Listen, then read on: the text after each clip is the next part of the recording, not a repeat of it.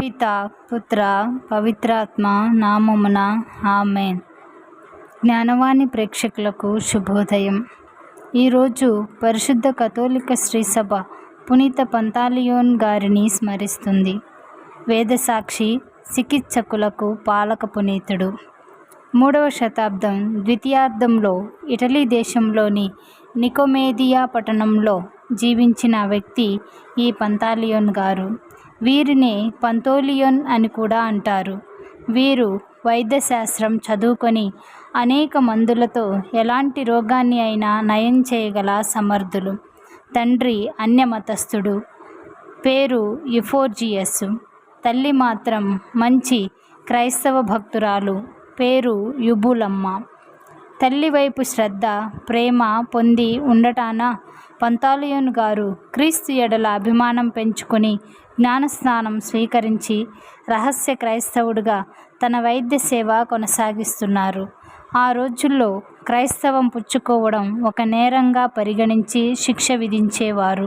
అయితే పంతాలియోన్ గారిని తమ ఆస్థాన వైద్యునిగా నియమించారు. తమ వ్యక్తిగత జబ్బులన్నిటికీ వీరి ద్వారానే వైద్యం చేయించుకునేవారు. అందువల్ల కావలసినంత స్వేచ్ఛ, ధనము, సౌకర్యాలు చక్రవర్తి ద్వారా అందేవి. ఈ ఆడంబర జీవితానికి అలవాటు కావడాన వారు తమ ఆధ్యాత్మిక జీవితానికి తిలోదకాలు ఇచ్చారు. విశ్వాసం సన్నగిల్లి విచ్చలవిడిగా కాలం గడపచూశారు. ఇది తెలుసుకున్న వృద్ధ గురువు హెర్మోలాస్ గారు పంతాలియోన్ గారిని హెచ్చరించి చెవిలో గూడు కట్టుకొని ఎలాగైతేనే దారికి తెచ్చారు.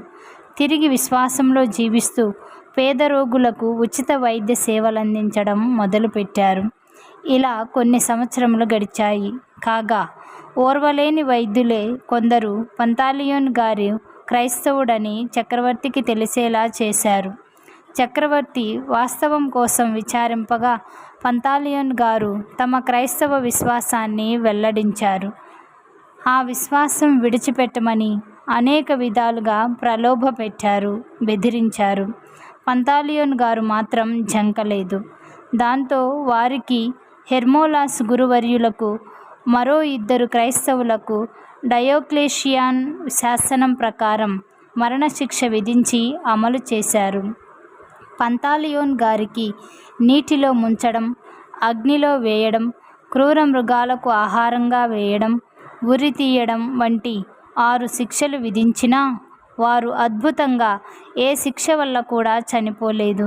చివరకు వారిని కత్తులతో పొడిచి తల నరికి చంపారు. క్రీస్తు శకం 305వ సంవత్సరంలో వారు వేదసాక్షి మరణం పొందారు. పునీత పంతాలియోన్ గారు శ్రీసభ ఏర్పరిచిన 14 మంది దివ్య ఉపకారుల్లో ఒకరుగా పేర్కొనబడ్డారు. గొప్ప వేదసాక్షి, అద్భుతకరుడుగా ప్రాచ్య రాజ్యాల వారు ప్రత్యేకంగా వారిని ప్రార్థిస్తుంటారు. నేపుల్స్లోని పునీత జనవారియస్ గారికి వలె పునీత పంతాలియోన్ గారికిని వారి పండుగ రోజున వారి శరీరం రక్తం ద్రవరక్తంగా మారుతుందని చెప్పబడింది. ఎట్లనగా ఈ పునీతుని రక్తం కొంత ఒక చిన్న సీసాలో తీసి దక్షిణ ఇటలీలోని అమల్నీ కెథెడ్రల్ దేవాలయంలో భద్రపరిచారు. పునీత పంతాలియోన్ గారి ఉత్సవం రోజున గడ్డకట్టి ఉన్న ఆ రక్తం ద్రవరక్తంగా మారుతోంది. ఇది విజ్ఞాన శాస్త్రముకు అందని ఓ వింత విశేషం. ఇంత గొప్ప అద్భుత స్వస్థత కలిగిన పునీత పంతాలియోన్ గారిని మనకు మంచి పరిపూర్ణ స్వస్థతను, ఆరోగ్యమును దయచేయమని వేడుకుందాం. దేవుడు మనల్ని దీవించునుగాక. ఆమెన్.